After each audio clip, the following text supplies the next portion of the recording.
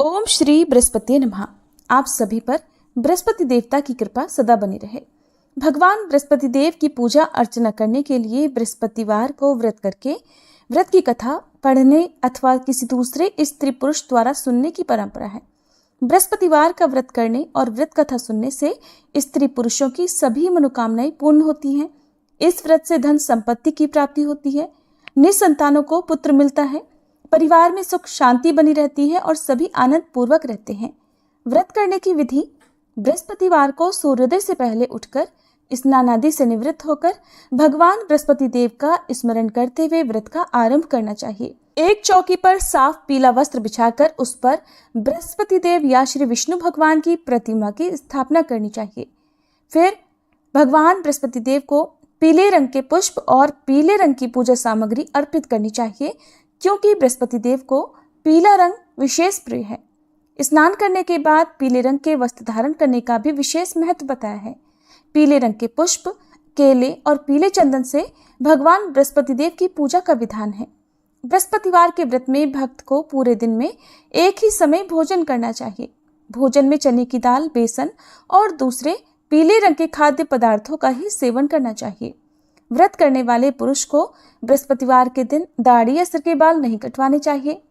पूजा के समय भगवान बृहस्पति देव से जो मनोकामना मांगी जाती है वे उस मनोकामना को अवश्य पूर्ण करते हैं। कथा का श्रवण करते समय अपने हाथ में पीले चने की दाल रखें। कथा समाप्ति के बाद दाल को केले की जड़ में या फिर बृहस्पति देव के चरणों में अर्पित कर देना चाहिए। बृहस्पतिवार व्रत की पौराणिक कथा के अनुसार प्राचीन समय की बात है। भारतवर्ष में एक राजा राज्य करता था। वह बड़ा प्रतापी और दानी था। वह नित्य प्रति मंदिर में भगवान के दर्शन करने जाता था। वह ब्राह्मण और गुरु की सेवा किया करता था। उसके द्वार से कोई भी याचक निराश होकर नहीं लौटता था। वह प्रत्येक गुरुवार को व्रत रखता और पूजन करता था। हर दिन गरीबों की सहायता करता था, परंतु ये सब बातें उसकी रानी को अच्छी नहीं लगती थी। वो न तो व्रत करती, न ही किसी को एक भी पैसा दान में देती थी और राजा से भी ऐसा करने को मना किया करती थी। एक समय की बात है कि राजा शिकार खेलने वन को चले गए थे। घर पर रानी और दासी थी। उसी समय गुरु बृहस्पति साधु का रूप धारण करके राजा के दरवाजे पर भिक्षा मांगने आए। साधु ने रानी से भिक्षा मांगी तो वह कहने लगी, हे साधु महाराज, मैं इस दान और पुण्य से तंग आ गई हूँ। इस कार्य के लिए तो मेरे पतिदेव ही बहुत हैं। अब आप ऐसी कृपा करें कि हमारा सारा धन नष्ट हो जाए और मैं आराम से रह सकूं। साधु रूपी बृहस्पति देव ने कहा, हे देवी, तुम बड़ी विचित्र हो। संतान और धन से कोई दुखी नहीं होता है, इसको तो सभी चाहते हैं। पापी भी पुत्र और धन की इच्छा करता है। अगर तुम्हारे पास धन अधिक है तो भूखे मनुष्यों को भोजन कराओ, प्याऊ लगवाओ, ब्राह्मणों को दान दो, धर्मशालाएं बनवाओ, कुआं, तालाब, बावड़ी, बाग, बगीचे आदि का निर्माण कराओ तथा निर्धनों की कुंवारी कन्याओं का विवाह कराओ और यज्ञ आदि करो। इस प्रकार के कर्मों से आपके कुल का और आपका नाम परलोक में सार्थक होगा और स्वर्ग की प्राप्ति होगी। किंतु रानी साधु की इन बातों से खुश नहीं हुई। उसने कहा, हे साधु महाराज, मुझे ऐसे धन की बिल्कुल आवश्यकता नहीं जिसको मैं अन्य लोगों को दान दूं या जिसको रखने और संभालने में ही मेरा सारा समय नष्ट हो जाए। तब साधु ने कहा, हे देवी, अगर तुम्हारी ऐसी ही इच्छा है तो जैसा मैं तुम्हें बताता हूँ तुम वैसा ही करना। बृहस्पतिवार के दिन घर को गोबर से लीपना, अपने केशों को पीली मिट्टी से धोना, राजा से कहना वह दाढ़ी कटवाए, भोजन में मांस मदिरा खाना, कपड़ा धोबी के यहाँ धुलने देना। इस प्रकार 7 बृहस्पतिवार करने से तुम्हारा सब धन नष्ट हो जाएगा। ऐसा कहकर साधु महाराज रूपी बृहस्पति देव अंतर्ध्यान हो गए। रानी ने साधु के कहे अनुसार 7 बृहस्पतिवार तक वैसा ही करने का विचार किया। साधु के बताए अनुसार कार्य करते हुए केवल 3 बृहस्पतिवार ही बीते थे कि उसकी समस्त धन संपत्ति नष्ट हो गई। भोजन के लिए दोनों समय परिवार तरसने लगा तथा सांसारिक भोगों से दुखी रहने लगा। तब वह राजा रानी से कहने लगा, हे रानी, तुम यहाँ पर रहो, मैं दूसरे देश को जाता हूँ। क्योंकि यहाँ पर मुझे सभी मनुष्य जानते हैं, इसलिए मैं यहाँ कोई काम नहीं कर सकता।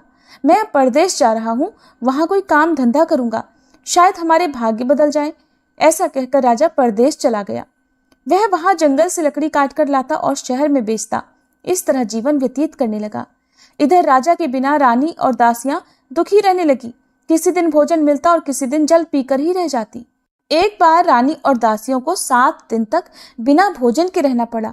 तो रानी ने अपनी दासी से कहा, हे दासी, यहाँ पास ही के नगर में मेरी बहन रहती है, वह बड़ी धनवान है। तू उसके पास जा और वहां से 5 सेर बेझर मांग कर ले आ, जिससे कुछ समय के लिए गुजर हो जाएगा। दासी रानी की बहन के पास गई। रानी की बहन उस समय पूजा कर रही थी। दासी ने रानी की बहन से कहा, हे रानी, मुझे आपकी बहन ने भेजा है, मुझे 5 सेर बेझर दे दो। दासी ने ये बात अनेक बार कही, परंतु रानी की बहन ने कोई उत्तर नहीं दिया, क्योंकि उस समय वह बृहस्पतिवार की कथा सुन रही थी। जब दासी को रानी की बहन से कोई उत्तर नहीं मिला तो वह बहुत दुखी हुई। उसे क्रोध भी आया। वह लौटकर रानी से बोली, हे रानी, आपकी बहन तो बहुत ही घमंडी है, वह तो छोटे लोगों से बात भी नहीं करती। मैंने उससे बहुत बार कहा, लेकिन उसने कोई उत्तर नहीं दिया। मैं वापस चली आई। रानी बोली, हे दासी, इसमें उसका कोई दोष नहीं है। जब बुरे दिन आते हैं तब कोई सहारा नहीं देता। अच्छे बुरे का पता विपत्ति में ही लगता है। अब तो जो ईश्वर की इच्छा होगी वही होगा। ये सब हमारे भाग्य का दोष है। उधर रानी की बहन ने सोचा कि मेरी बहन की दासी आई थी, परंतु मैं उससे नहीं बोली, इससे वह बहुत दुखी हुई होगी। अतः कथा सुनकर और विष्णु भगवान का पूजन समाप्त कर वह अपनी बहन के घर आई और कहने लगी, हे बहन, मैं बृहस्पतिवार का व्रत कर रही थी। तुम्हारी दासी हमारे घर गई थी, परंतु जब तक कथा होती है तब तक हम लोग न उठते हैं और न बोलते हैं, इसलिए मैं नहीं बोली। कहो दासी क्यों गई थी? रानी बोली, बहन, हमारे घर अनाज नहीं था। वैसे तुमसे कोई बात छिपी नहीं है, इस कारण मैंने दासी को तुम्हारे पास 5 सेर बेझर लेने के लिए भेजा था। रानी की बहन बोली, बहन देखो, बृहस्पति भगवान सबकी मनोकामनाएं पूर्ण करते हैं। देखो, शायद तुम्हारे घर में अनाज रखा हो। ये सुनकर दासी घर के अंदर गई तो वहां उसे एक घड़ा बेझर का मिल गया। उसे बड़ी हैरानी हुई, क्योंकि उसने एक एक बर्तन देख लिया था। उसने बाहर आकर रानी को बताया। दासी अपनी रानी से कहने लगी, हे रानी, देखो, वैसे हमको जब अन्न नहीं मिलता तब हम रोज व्रत ही तो करते हैं। अगर इनसे व्रत की विधि और कथा पूछ ली जाए तो उसे हम भी किया करेंगे। दासी के कहने पर रानी ने अपनी बहन से बृहस्पतिवार व्रत के बारे में पूछा। उसकी बहन ने बताया, हे रानी बहन, बृहस्पतिवार को सूर्योदय से पहले उठकर स्नान करके बृहस्पतिवार का व्रत करना चाहिए, लेकिन उस दिन सिर नहीं धोना चाहिए। बृहस्पतिवार के व्रत में चने की दाल और मुनक्का से विष्णु भगवान का केले के वृक्ष की जड़ में पूजन करें तथा दीपक जलावे। उस दिन एक ही समय भोजन करें। भोजन पीले खाद्य पदार्थ का करें और कथा सुने। इस प्रकार करने से गुरु भगवान प्रसन्न होते हैं, अन्न पुत्र धन देते हैं, मनोकामना पूर्ण करते हैं। व्रत और पूजन की विधि बताकर रानी की बहन अपने घर लौट गई। रानी और दासी दोनों ने निश्चय किया कि बृहस्पति देव भगवान का पूजन जरूर करेंगे। 7 दिन बाद जब बृहस्पतिवार आया तो उन्होंने व्रत रखा। घुड़साल में जाकर चना और गुड़ बीन लाई तथा उसकी दाल से केले की जड़ तथा विष्णु भगवान का पूजन किया। अब पीला भोजन कहाँ से आए? दोनों बड़ी दुखी हुई, परंतु उन्होंने व्रत किया था, इस कारण बृहस्पति देव भगवान प्रसन्न थे। एक साधारण व्यक्ति के रूप में वे 2 थालों में सुंदर पीला भोजन लेकर आए और दासी को देकर बोले, हे दासी, ये भोजन तुम्हारे और रानी के लिए है, तुम दोनों कर लेना। दासी भोजन पाकर बहुत प्रसन्न हुई और रानी से बोली, रानी जी, भोजन कर लो। रानी को भोजन आने के बारे में कुछ नहीं पता था, इसलिए वह दासी से बोली, जा तू ही भोजन कर, क्यों तू व्यर्थ में हमारी हंसी उड़ाती है। तब दासी बोली, रानी, एक व्यक्ति भोजन दे गया है। तब रानी कहने लगी, वो भोजन तेरे लिए ही देकर गया है, तू ही भोजन कर। दासी ने कहा, वह व्यक्ति हम दोनों के लिए 2 थालों में भोजन देकर गया है, इसलिए मैं और आप दोनों ही साथ साथ भोजन करेंगे। फिर दोनों ने गुरु भगवान को नमस्कार कर भोजन किया। उसके बाद से वे प्रत्येक बृहस्पतिवार को गुरु भगवान का व्रत और पूजन करने लगी। बृहस्पति भगवान की कृपा से उनके पास धन हो गया, परंतु रानी फिर पहले की तरह से आलस्य करने लगी। तब दासी बोली, देखो रानी, तुम पहले भी इसी प्रकार आलस्य करती थी। तुम्हें धन रखने में कष्ट होता था, इस कारण सभी धन नष्ट हो गया। अब गुरु भगवान की कृपा से धन मिला है तो तुम्हें फिर आलस्य होता है।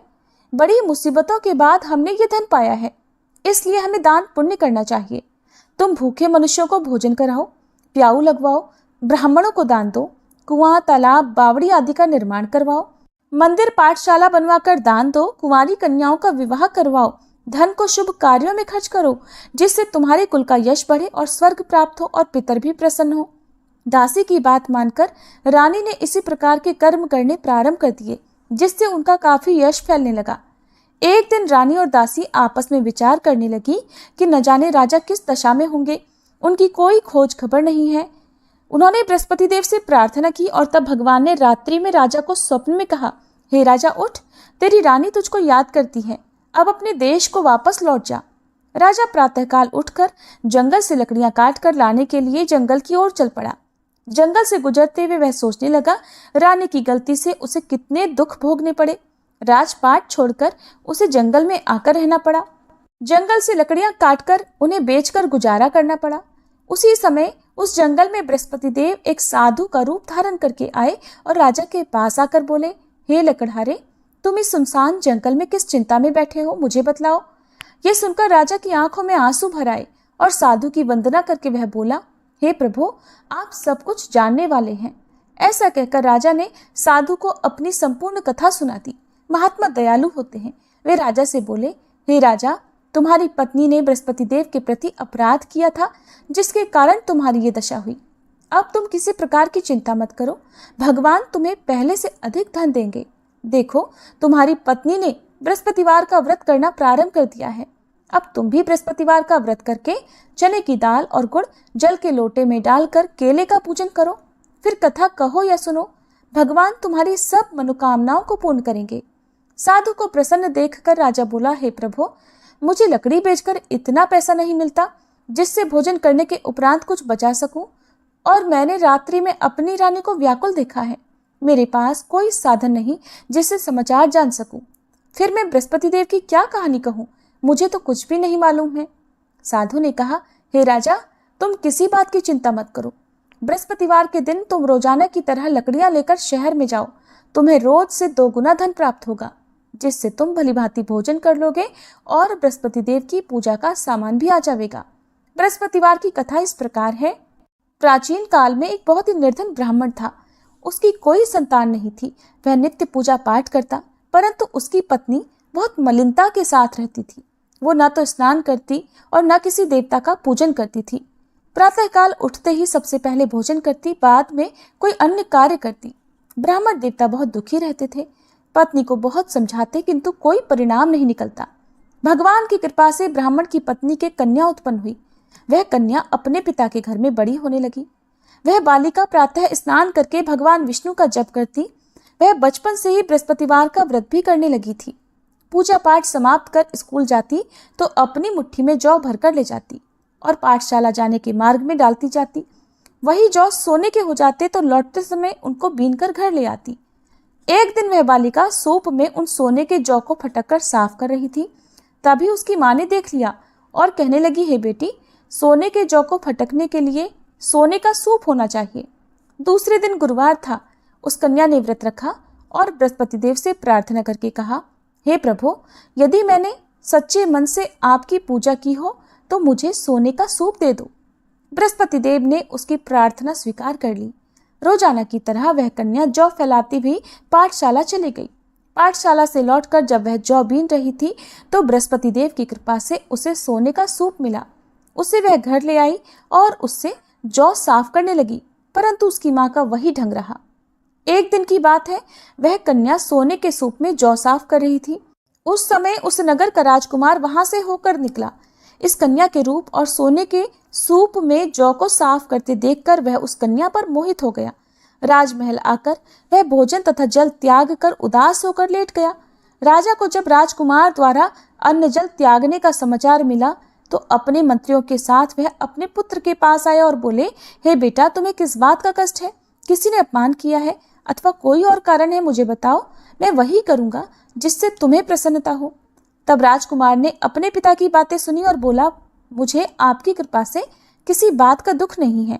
किसी ने मेरा अपमान नहीं किया है, परंतु मैं उस लड़की के साथ विवाह करना चाहता हूँ जो सोने के सूप में जौ साफ कर रही थी। ये सुनकर राजा आश्चर्य में पड़ गया और बोला, हे बेटा, इस तरह की कन्या का पता तुम ही लगाओ। मैं उसके साथ तुम्हारा विवाह अवश्य ही करवा दूंगा। राजकुमार ने राजा को उस लड़की के घर का पता बतलाया। मंत्री उस लड़की के घर गया और राजा का आदेश ब्राह्मण को सुनाया। कुछ ही दिन बाद ब्राह्मण की कन्या का विवाह राजकुमार के साथ संपन्न हो गया। कन्या के घर से जाते ही उस ब्राह्मण देवता के घर में पहले की तरह गरीबी का वास हो गया। अब भोजन के लिए भी अन्न बड़ी मुश्किल से मिलता था। एक दिन दुखी होकर ब्राह्मण अपनी पुत्री से मिलने गया। बेटी ने पिता की दुखी अवस्था को देखा और अपनी माँ का समाचार पूछा। ब्राह्मण देवता ने सभी हाल कह सुनाया। तब कन्या ने बहुत सारा धन देकर अपने पिता को विदा कर दिया। इस तरह ब्राह्मण का कुछ समय सुखपूर्वक बीता, लेकिन कुछ दिन बाद फिर वही हाल हो गया। ब्राह्मण फिर अपनी कन्या के यहाँ गया और सभी हाल कहा तो पुत्री कहने लगी, हे पिताजी, आप माताजी को यहाँ लिवा लाओ, मैं उन्हें वह विधि बता दूंगी जिससे गरीबी दूर हो जाए। अब ब्राह्मण देवता अपनी पत्नी को साथ लेकर अपनी पुत्री के पास राजमहल में पहुंचे तो पुत्री अपनी माँ को समझाने लगी, हे माँ, तुम प्रातःकाल उठकर प्रथम स्नान आदि करके विष्णु भगवान का पूजन करो तो सब दरिद्रता दूर हो जाएगी। परंतु उसकी माँ ने उसकी एक बात नहीं मानी। वह प्रातःकाल उठकर अपनी पुत्री का बचा जूठन खा लेती थी। एक दिन उसकी पुत्री को बहुत गुस्सा आया। उसने एक रात कोठरी से सारा सामान निकाल दिया और उसमें अपनी माँ को बंद कर दिया। प्रातः उसमें से निकाला और स्नान आदि करा के पूजा पाठ करवाया तो उसकी माँ की बुद्धि ठीक हो गई। इसके बाद वह नियम से पूजा पाठ करती और प्रत्येक बृहस्पतिवार को व्रत करने लगी। इस व्रत के पुण्य प्रभाव से उसकी माँ भी बहुत धनवान हो गई और बृहस्पति देवता के प्रभाव से स्वर्ग को गई। वह ब्राह्मण भी सुखपूर्वक इस लोक का सुख भोग कर स्वर्ग को प्राप्त हुए। इस तरह कहानी कहकर साधु महाराज वहां से लोप हो गए। धीरे धीरे समय बीतने पर फिर बृहस्पतिवार का दिन आया। राजा जंगल से लकड़ी काटकर किसी शहर में बेचने गए। उसे उस दिन और दिनों से अधिक धन मिला। राजा ने चना, गुड़ आदि लाकर बृहस्पतिवार का व्रत किया। उस दिन से उसके सभी क्लेश दूर हुए।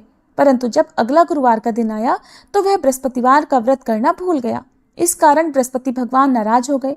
उस दिन उस नगर के राजा ने विशाल यज्ञ का आयोजन किया तथा अपने समस्त राज्य में घोषणा करवा दी कि कोई भी मनुष्य अपने घर में भोजन ना बनाए और आग भी न जलाए।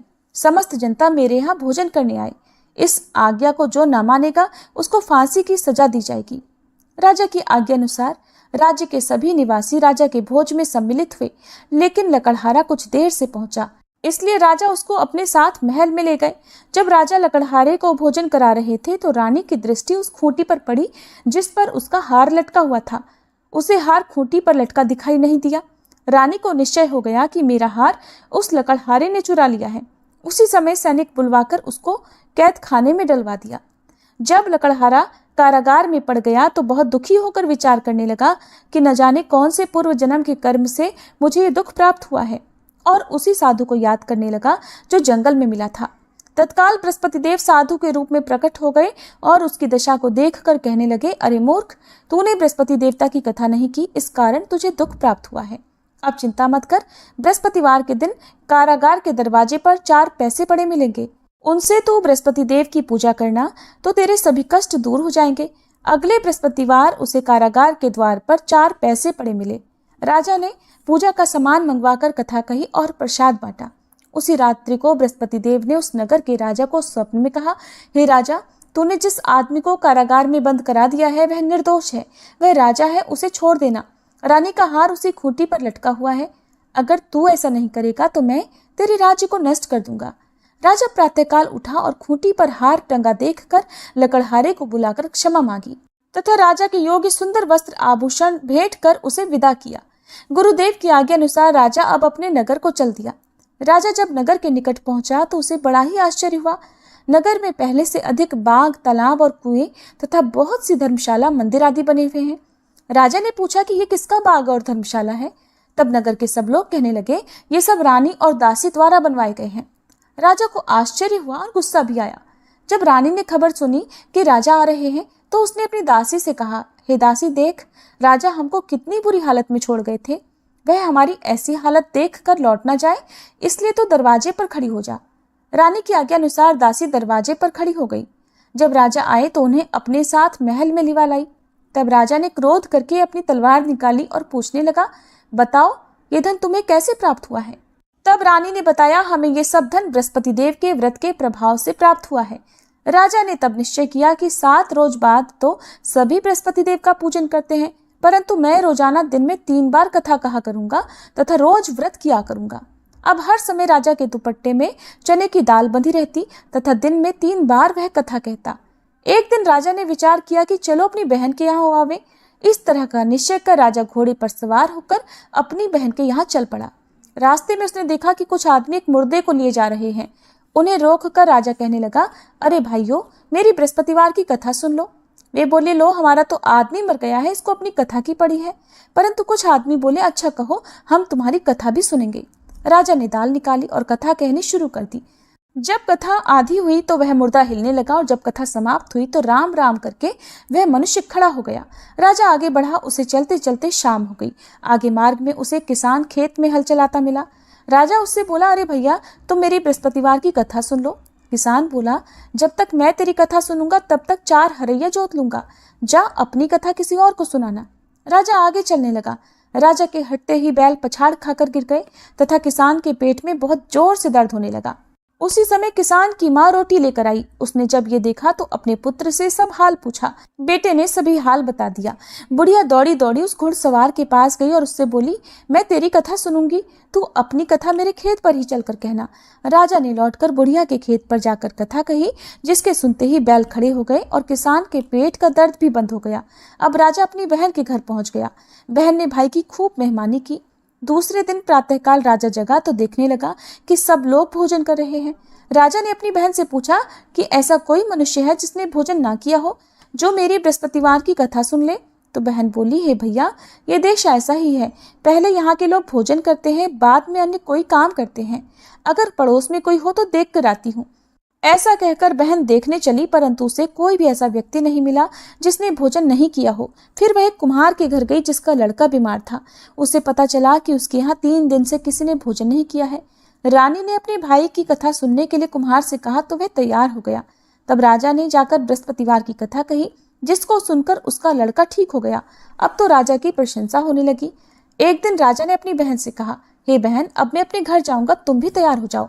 राजा की बहन ने अपनी सास से अपने भाई के साथ जाने की आज्ञा मांगी तो सास बोली, चली जा, परंतु अपने लड़कों को मत ले जाना, क्योंकि तेरे भाई की कोई संतान नहीं होती है। बहन ने अपने भाई से कहा, हे भैया, मैं तो चलूंगी, परंतु कोई बालक नहीं जाएगा। राजा ने कहा, जब कोई बालक नहीं चलेगा तब तुम भी जाकर क्या करोगी। फिर दुखी मन से राजा अपने नगर को लौट आया।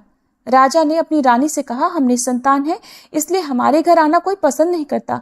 हम निर्वंशी राजा हैं। ऐसा कहकर वह बिना भोजन आदि किए शैया पर लेट गया। रानी बोली, हे प्रभु, बृहस्पति देव ने हमें सब कुछ दिया है, वे हमें संतान भी अवश्य देंगे। उसी रात बृहस्पति देव ने राजा को स्वप्न में कहा, हे राजा, उठ, सभी सोच त्याग दे, तेरी रानी गर्भ से है। राजा को यह जानकर बड़ी प्रसन्नता हुई। 9वें महीने रानी के गर्भ से एक सुंदर पुत्र पैदा हुआ। जब राजा की बहन ने यह शुभ समाचार सुना तो वह बहुत खुश हुई तथा बधाई लेकर अपने भाई के यहाँ आई। तभी रानी ने कहा, घोड़ा चढ़कर तो नहीं आई, गधा चढ़ी आई।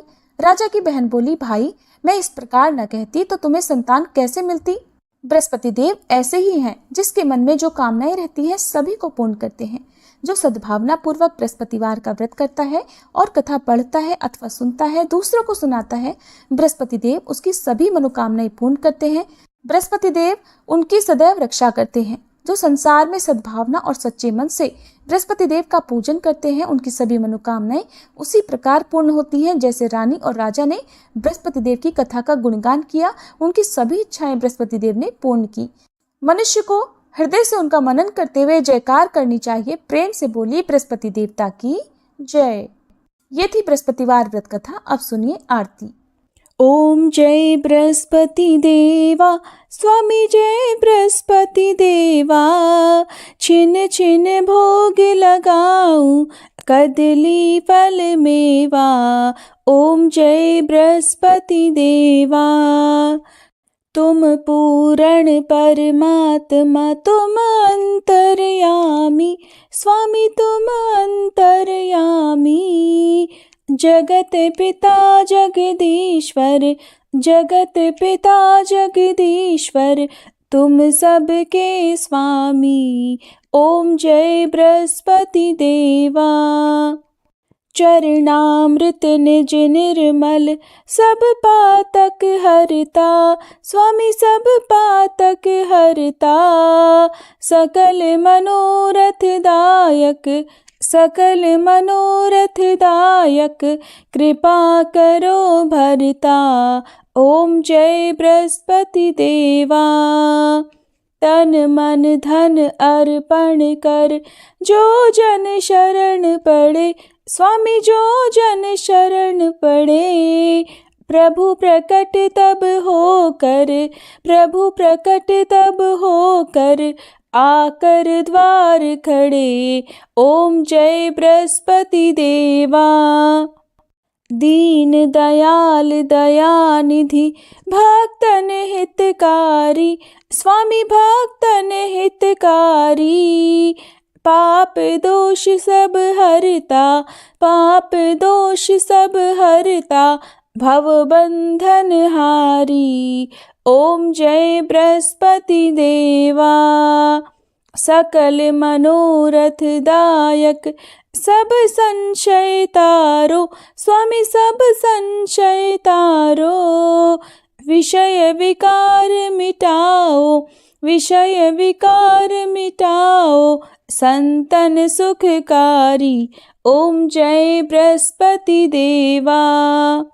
जो कोई आरती तेरी प्रेम सहित गावे, स्वामी प्रेम सहित गावे। ज्येष्ठानंद बंद सो सो निश्चय पावे। ओम जय बृहस्पति देवा। ओम जय